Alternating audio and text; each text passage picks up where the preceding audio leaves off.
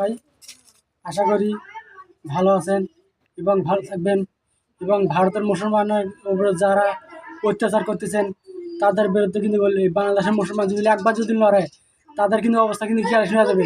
এই মাদারচোদের বাচ্চারা, তোরা একবার তাকিয়ে দেখ তোর ভারতবর্ষে, এই তোর ভারত কিরা স্বাধীন করছে, এই মুসলমান স্বাধীন করছে, সেই মুসলমানের উপর কীভাবে তোরা নির্যাতন করিস। মাদারচোদেরা, তোরা যদি আমি একবার যদি ধরি তোকে আমি কচু কাটা করে দেখবো। দেখ তোদের মতন হাজারো হিন্দু আছে, তারা মুসলমানের হয়ে কথা কয়, এই তোরা তো ভুয়ো হিন্দু হয়ে মাদারচোদ। দেখ ভিডিওটা দেখ, কিরকম ভিডিও করছি দেখ। অত্যাচারে হিন্দুরা মুসলমান হয়েছে। ঘুরে ঔরঙ্গজেব 50 বছর রাজত্ব করেছে। 10,000 করে হিন্দু প্রত্যেকদিন মুসলমান করেছে। বলুন তো 50 বছর যে মানুষটা রাজত্ব করেছে, 10,000 করে হিন্দু যদি মুসলমান করত, এই ভারতবর্ষে আর হিন্দু বলে কেউ থাকতো না। তাহলে মুসলমান কারা হয়েছে? ওরা দেখেছিল একজন মৌলবী, একজন মাওলানা সেখানে দাঁড়িয়ে নামাজ পড়ে, সেখানে একজন ফকিরও নামাজ পড়তে পারে।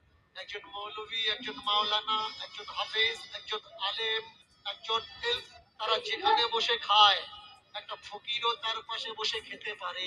কিন্তু আমার সমাজে ব্রাহ্মণ যে রাস্তা দিয়ে চলে, সেই রাস্তা দিয়ে নিজ জাতের মানুষ চলতে পারবে না। ব্রাহ্মণ যে পুকুরের জল খায়, নিজ জাতের মানুষ সে পুকুরের জল খেতে পারবে না। ব্রাহ্মণ মন্দিরে উঠতে পারবে, কিন্তু নিজ জাতের মানুষগুলো মন্দিরে উঠতে পারবে না।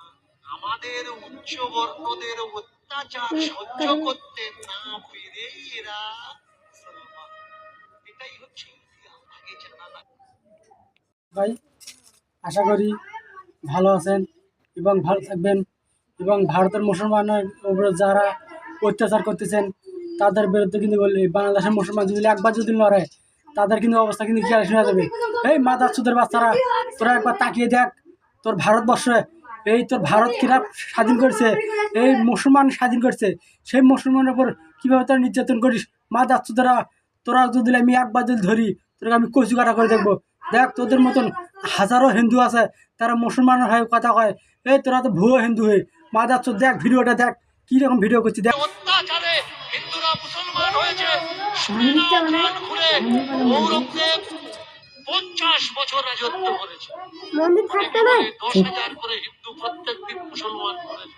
বলুন তো 50 বছর যে মানুষটা রাজত্ব করেছে, 10,000 করে হিন্দু যদি মুসলমান করত, এই ভারতবর্ষে আর হিন্দু বলে কেউ থাকতো না।